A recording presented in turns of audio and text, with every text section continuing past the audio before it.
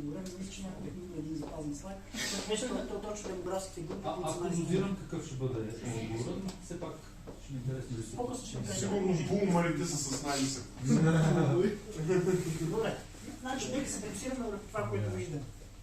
Знам, че нямаме много време и късно да започнем, малко по-късно, но нека да сме малко по-интерактивни, за да може да сме, надявам се, ефективни, да сме ангажирани. Кое е общото за всички такива групи според вас?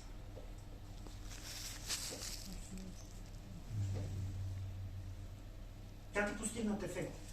Няма личен пример. Всичко е с социални мрежи. Може да се каже, но Да кажем социален активизъм. най-просто казано, най-важното е, че има активизъм. Да, най-важното е, че има активизъм, да. Значи ефекта се постига с действие. Дейност, да. Действие.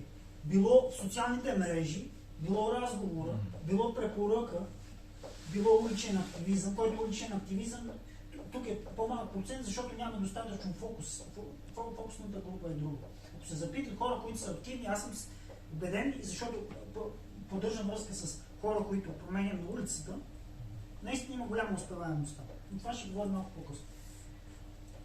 Това, което е важно тук, да успеем да го разберем и да го запомним, е, че това, което прави хората да транзитират към веганство, е нашата интерактивност, нашата активност.